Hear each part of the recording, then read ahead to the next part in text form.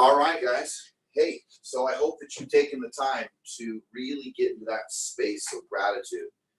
And look, I'd be remiss, even though I know that I love the whole world to know, but today for me is my 27-year anniversary of my wife and myself. And we've got 5 beautiful and amazing children. And shout out to Jennifer because she is amazing and I love her. And I'm grateful for her and grateful for the difference and the light and the love that she brings to my life. So I also know, many of you know, that ever and beautiful and lovely and talented cheerleading Danette Graham, who I think even I heard maybe walk into this building, but it is also her birthday today. So we want to recognize her. And I know that there's a number of you that are celebrating things, and the celebrations have been a little different, haven't they? They've been a little different from a standpoint of just how do you do that and still create the connection. But what I've loved about all the different things that are happening is the reduction of the noise, right? The reduction of the noise to where you get to a deeper connection, a deeper center, and a deeper meaning to everything you do. So I hope that that will be the case for you. And I hope that you're living today, every moment, every part of it, in a deep sense of gratitude. Guys, one of the things I did a post yesterday is I was thinking about the fact that here I am, 48 years old, I was adopted when I was just a few days old, and I've had the privilege of finding my birth parents. I think most of you may know that. And I was thinking, just as I was reflecting, I was thinking, boy, as a 15-year-old or 16, 17-year-old, I think my father was, I think, man, what a moment of hopelessness of young people. And it made me really think about this for a minute. It made me think, man, here they were in this stage, in this moment of hopelessness. And yet what's really interesting is that it's turned out, as most of you know, last January, February, essentially, I got to get into contact with my birth mother. A few months later, I was able to get in contact with my birth father. And what seemed to be absolute hopelessness has turned into one of the great gifts of my life. And I think there is, as crazy as this may sound, is that I think that all the challenges and the difficulty that we each are dealing with and the way in which we're going through this, that there will be many things we will be able to look back on over time and to reflect and to find a place where we're like, wait a second here, I didn't need to be hopeless. Because what you will find is that in these moments of hopelessness, you'll find opportunities, you'll find joy, and you'll find pathways that you didn't even know were opening up for you that will bring you great joy. So I hope that you remain hopeful. I hope that you remain positive. I hope that you find the silver lining in all the things that we do. Because look, you have an extraordinary life, and you have the gift to breathe, to experience, to feel. You have loved ones around you. You have friends that are around you. You may say, wait, I can't give them a hug. I get that, but they're there. So your job today is to be that friend, to be that sibling, to be that son or daughter, to be that parent, to be that person who stands forward and shares your light today with the world. As you use your technologies of video and Zoom, and of course, we're hoping for other things that are happening, that Governor Newsom and others will allow notaries to be able to do things electronically, as you're seeing that happen across parts of the U.S. But look, despite what others are doing, you got to stay in that place of hope. And I'm going to challenge you on that over and over and over and over again. Excited about our Facebook groups that we're creating. And I think they're going to be great masterminds where we bring information to you, where we can figure out how to do more business, how we can figure out how to transact business, how we can figure out how to take more listings, no matter where you live, take more, work with more buyers, do many of these things virtual, which I'm so excited. So with no more further ado, let me introduce Mr. Matt Salter. Matt has become quickly one of my dear friends and someone that I have a deep level of respect for. If you were part of the awards summit, he certainly received a few different awards, but also what I've been most impressed by is the way in which he's carried himself through these difficult moments and the way in which he's doing business in today's marketplace. So, Matt Salter, come on in here. All right, we're going to keep our social distancing here. Okay. All right. So with that, all right, we can't get too far away. So you got to get a little bit in here. We got to be in the picture, but you're going to have to. You need to just even Is that good? Move it more, a little more mildly. So yeah, no, yeah, but yep, that'll work. That'll work. Good enough. All right, man. So tell us how long you've been in the business. So 3 years last month. It's only 3 years. All right, and tell us a little bit. You got a family? I do. I got 2 boys, wife. Okay, so 2 boys and a wife. Yeah, I've been married 9 years. All right, so 3 kids really. For sure, right? Yeah, for just sure. kidding. I'm just kidding. I'm kidding. All right, well, tell us a little bit about just your journey. So tell us a little bit about last year. How many homes did you sell?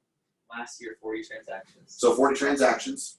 And 57. Make sure they can hear you. You're not what I'm going to turn off my fan. Yeah, I'm too quiet. And then you're a little too quiet. Angle towards the camera. Okay. Back up, yeah. All right, there we go. All right. Yeah, so last year 40 transactions, 57 this year. Okay. All right. Nice. And so talk a little bit about how you're going about business. Back one more thing. How many are buyers and how many are sellers? Like, what would be the mixture percentage? Yeah, so last year is 2/3 listings. Okay, so 2/3 listings last year. Yeah, I'm not afraid to work with a buyer at all. Okay, Yeah. perfect. All right, good. All right, so tell us a little bit about just business today.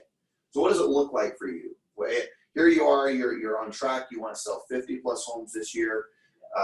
You're obviously working hard. Otherwise, we wouldn't have you up here and doing some things together. So tell us a little bit about how you're approaching business today. Yeah, well, what I'm seeing at least today, there's still highly motivated people, and there's also highly motivated buyers. You know, I've been really surprised how many people, even though they're affected by the market, are still interested in purchasing. Yeah, isn't that interesting? Yeah, I get text after text, right? You've sent me some, but so many agents. So it's interesting how passionate and committed the public is to still want to see their homes either sold or to buy one. I mean, when you look at the interest rates as low as they are, right? Yeah. When you look at the shortage of inventory, and it's not like when the switch is flipped on this thing, it's not like it's going to slow down. I really believe we're going to turn on like Niagara Falls when this whole deal is kind of gone behind us, and it's going to be an interesting time. So talk a little bit about just your schedule. I mean, look, everything has gotten restructured. So what does your schedule look like today as to how you're approaching the business? Well, my first, for some people this is extreme, but my first 5 hours of the day is really just dedicated to getting my mind right. You know, I wake up at 4, I'm at the gym. Well, I'm at home now, right? Right. And then I also, from there, I'll spend half an hour just writing out affirmations, what my goals are for the day. So let's stop there for a minute. Okay. So, okay, you're getting up still early. Yeah. Right, going to bed on time. Yeah. I usually go to bed at like 9:15. Okay, Yeah. all right. So you're getting your 7 hours of sleep, give or take, right? Yeah. The amount that you need, right? So then you're making sure you're doing exercise, the physical exercise, and then you are. Let me sure I'm clear. So you're writing down your affirmations, things that matter to you, the limitations that are coming into your mind. You've created a battle plan against those. Yeah, I mean, just so you actually see how I dissect this, when I first wake up in the morning, I actually have learned that's when I start to decide if this is going to be, am I going to go through the motions today, or am I actually going to be all in, right? And so immediately I'll just pop in some headphones, I'll start listening to motivational YouTube immediately. Otherwise, I'll start thinking about, the deal that fell apart yesterday, or, oh man, I don't really want to get on the phones today. I'll just go through the motions. And so I'll immediately pop in the headphones. I'll go straight to working out, and then I go straight to my journal, and then I'll start writing out what's today going to look like, what are my concerns, what are the solutions, and then some affirmations, and I'll write out exactly how many transactions I'm going to do this year, exactly how much money I'm going to make, and then. So you're repeating. Let's make sure we're clear. Yeah. You're repeating every day how much money you're going to earn. Yeah. You're repeating every day how many deals you're going to do. You're repeating the fact that you're going to prospect. You're writing down some of the challenges you see ahead. What are some of the solutions to those things? Yeah. And you said something. We went through it quickly, but it's a habit that I've created also. This morning was interesting. I got up, and as I got up, I realized I started going down that path where I started thinking about the crazy stuff, thinking about the challenges ahead. And I caught myself and went, whoa, time out, and realized I had not turned on something that is absolutely going to empower the way that I think today. Yeah. And I think that so often that our minds are a very dangerous place to be in the morning. Because in the morning, although it is a very peaceful time, it can also be a very dangerous time. So I think it's great that you're doing that you're starting your day off sounds like within seconds, if not a few minutes, you're listening to something besides yourself. Yeah, I try to, roll out of bed and have my headphones right there. If they're not on my dresser, then I don't even like walking across the room. I like them immediately in my head. And because seriously, there's some real science behind this where you're so vulnerable in the morning. You think about if you made a mistake the day before, you yelled at your wife or something, you immediately wake up and you feel guilty about it. Yeah. It's like you're in a more vulnerable state than you are throughout the day when you first wake up, and you can use that to your advantage. It doesn't have to be a negative thing where you're vulnerable to your negative thoughts. I love that. I've never heard it that way. I love that. Okay, so you're writing down, and then what? Let's get down. Let's get more clarity. Keep going down your schedule. So Yes. You've written in your journal. Yeah, right in my journal. I'm usually hydrating right then, so I can just get some really good water in my system, and then I'll start getting dressed for the day. I'll help my kids get ready, feed them breakfast, try to eat healthy breakfast now. Trying to take care of my health, and then so I'll spend a little bit of time with my wife. So I get time with my kids, time with my wife, and then we'll say a prayer together, and then I'll head out the door. And then I get here around 7 o'clock.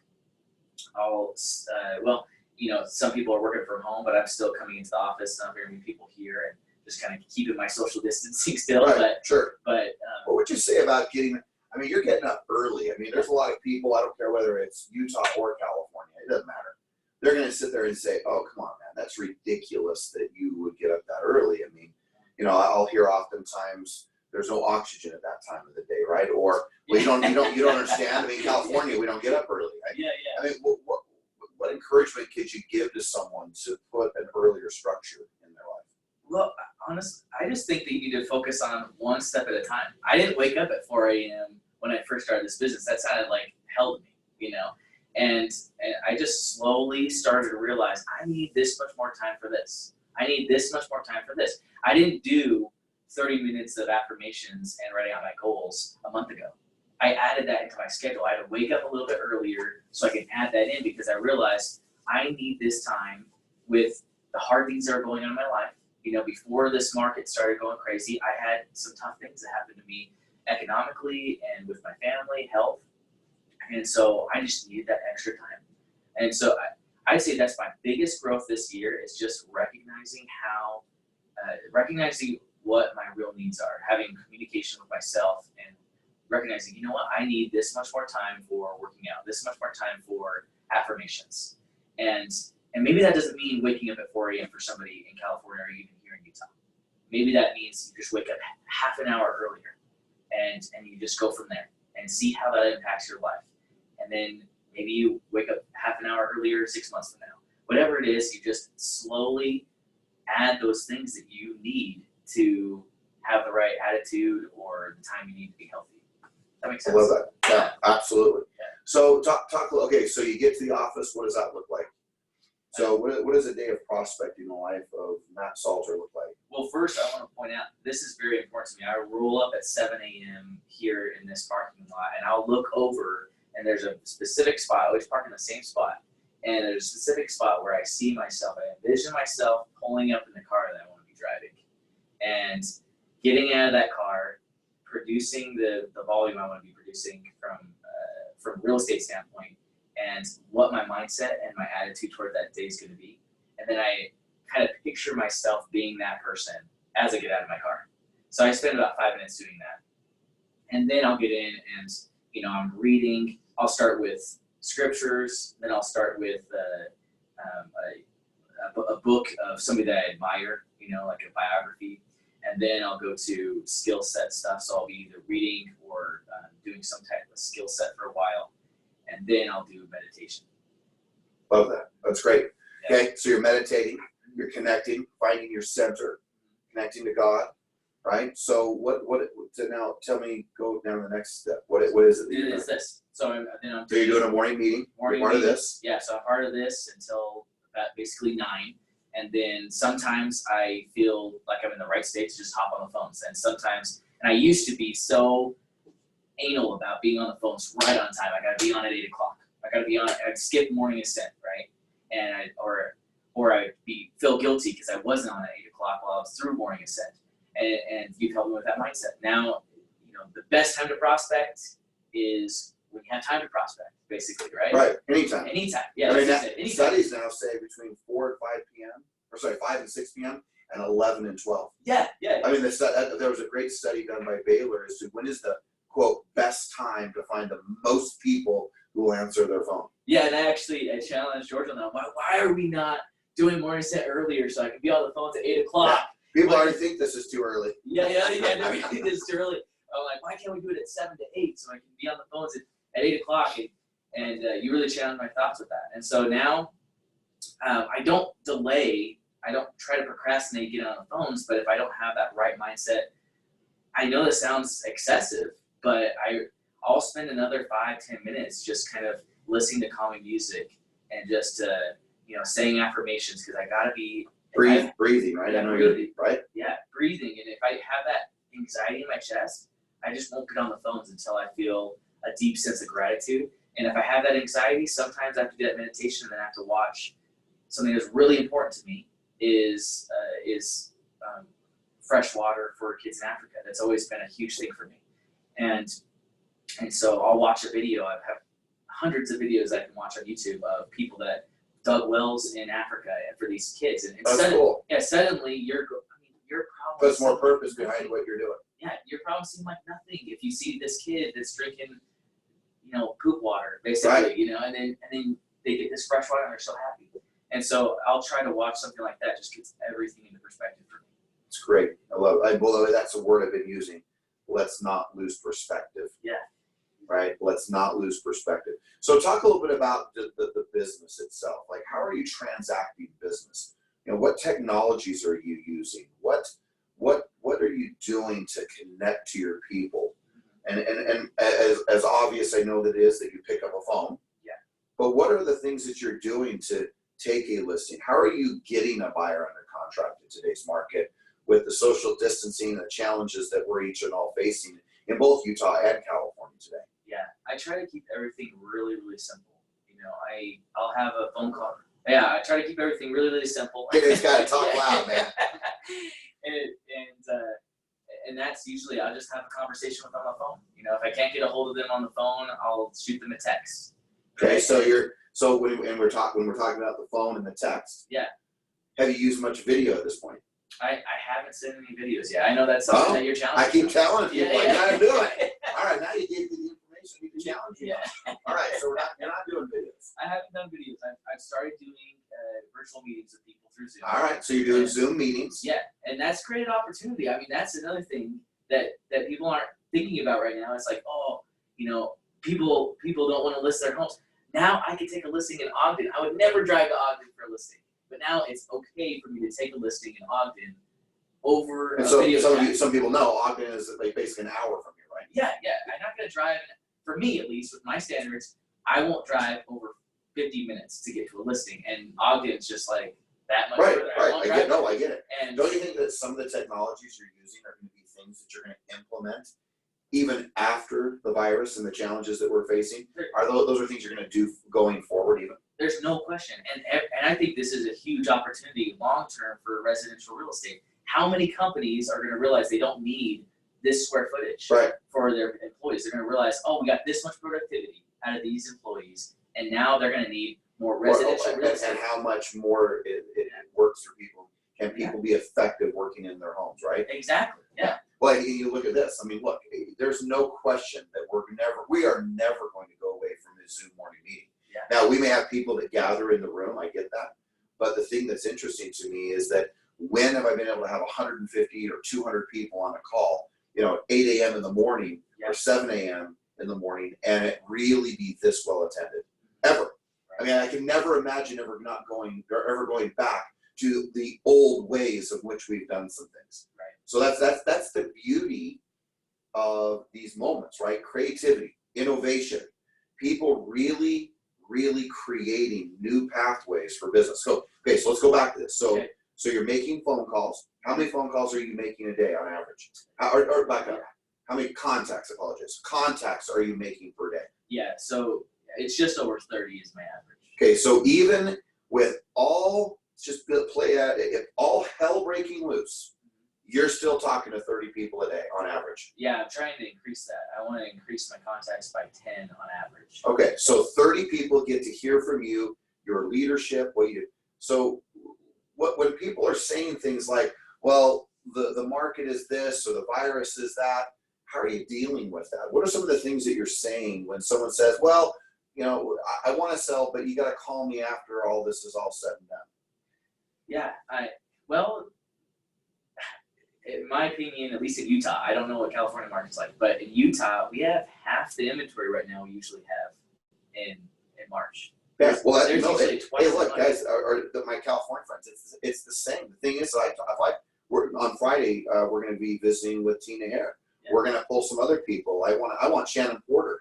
There's a shout out to you, Shannon, to be with us next week. Yeah. And what I want to do is I want to show that business is being done if you're talking with people. Yeah. That's the thing, is that we've become secret agents under all of this premise. So we've got to get really engaged with people and interact with individuals, right? Yeah. Right now, there's half the inventory. Anything that goes on the market that's priced right is selling right now. I mean, I don't think people realize that. I mean, people are looking at homes and they're interested, whether it's they're showing up and they're doing an open house one at a time, or they're doing some people are even doing the virtual tours now, right, of property. So people are buying homes without even seeing them. Yeah. They put them under contract and they're just waiting for things to calm down a little bit before they do an inspection, right, in person. Right. And I've been blown away how much attention my listings have taken over the last 2 weeks. And so you're from there's the listing being taken, and you're taking it, I presume, through some type of either dot loop or digital signing. Yeah. Right. Yeah. You're using Zoom to do many of your meetings. You are having clientele show property, right? See property in regards to working it from a virtual standpoint. Yeah. Okay. And so what other things are you using from a technology standpoint that have had a good positive impact for you? Look, the thing I'm hearing the most is that you have not, like, so many things have happened that people have shut down. You haven't shut down your business, meaning that you are open for business. And look, man, there's a lot of people, right? The restaurant owners, there's so many, the dentists of the world today. I mean, there's some really big hardships that are going on. Right. But we're in an industry where our shutting down is us shutting down because people are desperate to hear from us. Yeah. They need our voice, our light, and our leadership. So I love the fact that you haven't shut down. What advice would you give to an agent today that's kind of, let's just say, a little down, a little discouraged, doesn't see, is really in the heaviness of the challenges that they're facing? Yeah, I mean, I have just as much negative thoughts as anybody else. I mean, that's why I need my prep time in the morning. You just need that time to think about positive things, and then recognize that the only thing in your control is how you respond to what's going on around you. There's a trillion things going on around you that you have no control over at all. The rotation of the earth, the state of the market, how people are reacting to it, the stock market. None of that is in your control. What's in your control is how you respond to it. How am I going to keep a positive attitude and still make the contacts I need and find the people that want to buy and sell real estate, because they are still there. How about this? Are you finding people that you're priming the pump with? Meaning you have clientele that is going to do something now, and then there's the others that are not going to do something now. But is it fair to say that you're finding people that the moment the switch is flipped, that they're going to go on the market? The moment the switch is flipped, they're going to buy a house. I mean, is your lead count increasing? Oh yes, absolutely. So that's with both buyers and sellers. I mean, some people just got slapped in the face, and I mean, if I slap you in the face right now and told you to calm down, I mean, that's not going to be very effective, right? I can't tell you to calm down as soon as your wife lost a job or something. But if a couple weeks from now or a month from now, when things calm down, they're still highly motivated people. They just need a minute to recoup and be prepared for that next change. And so, yeah, definitely my leads are increasing. There's some people that I'm not trying to convince them to do anything now because of what's happened to them. I'm just future pacing them. I'm having them look at properties still that I'm sending them, or I'm keeping them up to date. So you're not trying to solve the Earth's problems with every clientele, right? I mean, if they're in some bad space, or if they're unmotivated, or if they're in a major state of fear, you certainly are going to be respectful. You're going to be compassionate. You're going to show your empathy, your concern, your love. But it's fair to say you're not trying to, like, let's just say this flat out. You're trying to manipulate, push, shove, force someone to sell or to buy a home just with everything that's happening. The deals that you're finding are people who are fully motivated and engaged to do things. Now, I read a text that you had one of the best weeks you've ever had in real estate. So why was last week such a great week for you? Well, I mean, you sent the text. I haven't asked you why. I said, great job. That's awesome in so many words. But you didn't tell me why was it such a great week? Because there was a lot of there's a lot of fear going on. Yeah. So why for Matt Salter was it such a great week last week? Well, there's a lot of things that happened to me last week. I mean, I still just had a blast of a week. You know, that's really important. Still laugh, still have a good time. And I had several clients. I picked up 2 buyers and I took up 2 listings, right? And one of those listings was really nervous. They're moving to Idaho, and so I was able to solve a huge problem for them. You know, they're for sale by owner. They're nervous about the state of the market, and so I was able to instruct them and kind of lead them through the process. And then I have another one that's this Pakistani gentleman that, you know, I'm in their house. They signed the contracts to list their property. They're going to buy a property, and they're feeding me they feed me lunch right after. I'm having the spicy Pakistani food with warm orange juice. They put salt and pepper in, by the way. It was the weirdest thing. All right.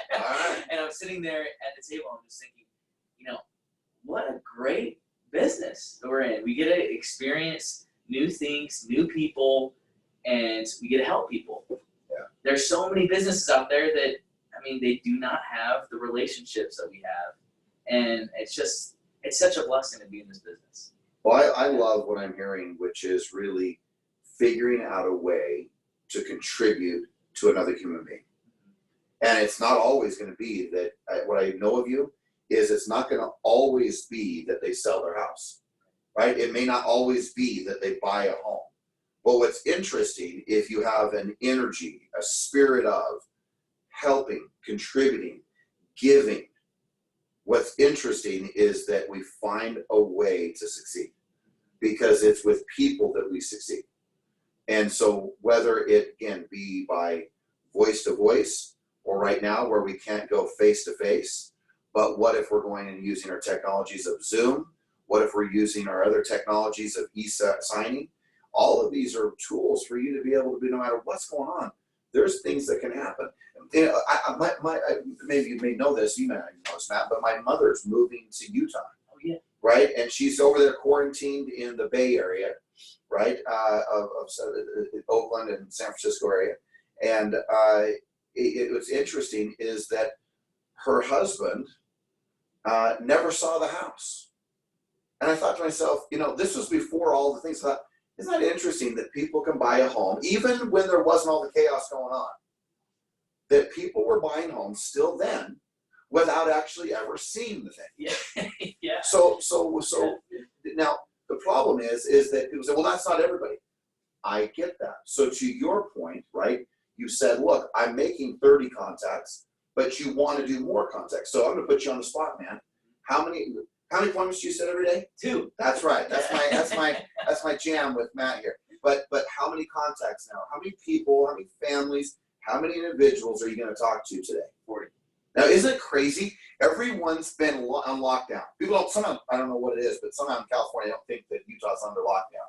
So look, we've been told to not leave unless it's for groceries, medical, I mean, you name it. We're supposed to kind of stay close to home. My kids aren't going out of their over homes. My teenagers are going nuts My one son won't even talk to me, look me in the eye because he's so mad that I won't let him do anything. He thinks I'm the evilest thing ever.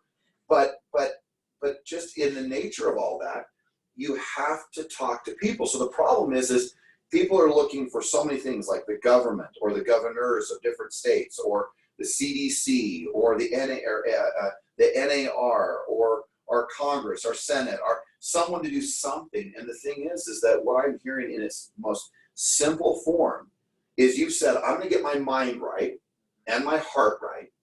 I'm going to then go talk with people, and I'm going to help as many people as I can. Many of them will say, no, not right now, but I'm going to put myself out there and I'm going to have conversations. Yeah.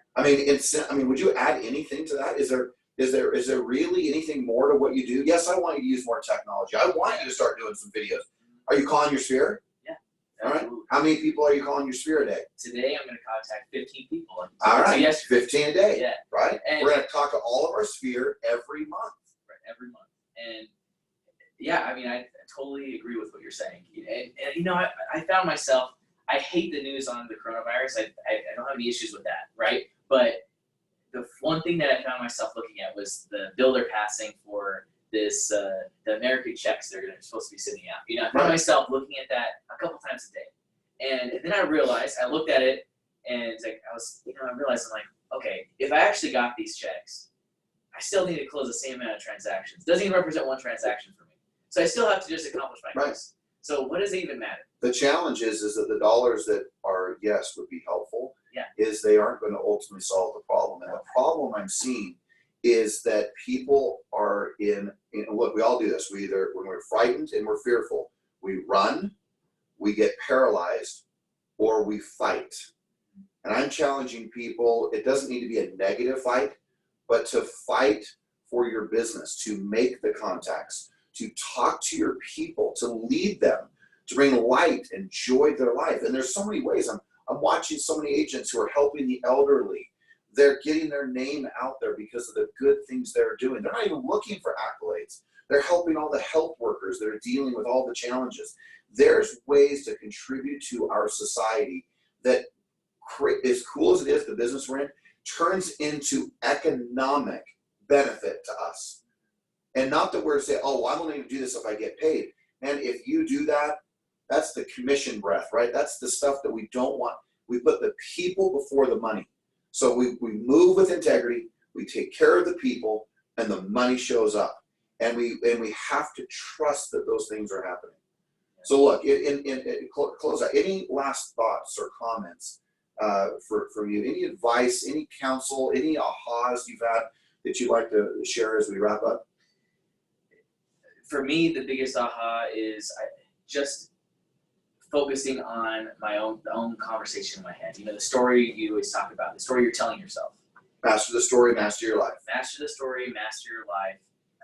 Just really look at what your thoughts are. And and this sounds negative, but I actually write down what the negative thought I'm having is. If it's really in my head, I'll try to dissect it and be like, okay, this is what I'm actually thinking. And then I'll either determine it's a lie or what's the solution and how am I going to fix this, right? And that allows me to just stop the conversation of negativity and switch to solution-based. So instead of focusing on that limitation, that problem, you write it. I love it. No, I love it. I'm a big believer in that. You write it out, then you say, okay, now what's the solution? What's the new battle? What's my new empowering belief even to counter that, right? Like people saying homes aren't selling. Man, you know me. I'm like, homes are selling. Yeah. They are selling. Yeah. I see the report every single day. Homes are being listed. Homes are being sold. Homes are going under contract. It's happening. It is. We just have to get in the way of all that at some level, right? Yeah. I mean, we got to be part of that. And the only way we become part of the solution is we have to communicate with people. So good. Any last thoughts? That's everything. Dude, I'm a huge fan of yours, so thank you for being here and spending time with us. And I'm excited to watch you continue to be watching your journey. You got some great things ahead, and I know you're going to do 50 deals. It's going to be good stuff. So thank you. All right, Matt Salter, guys. Thanks. Hey, thank you for being here. All right, we're going to do some affirmations, and let's wrap it up and finish strong. And let's have a day filled of gratitude and action. Gratitude and action. Guys, you can find a way. You can figure out the way. I have no doubt that you're capable of doing that.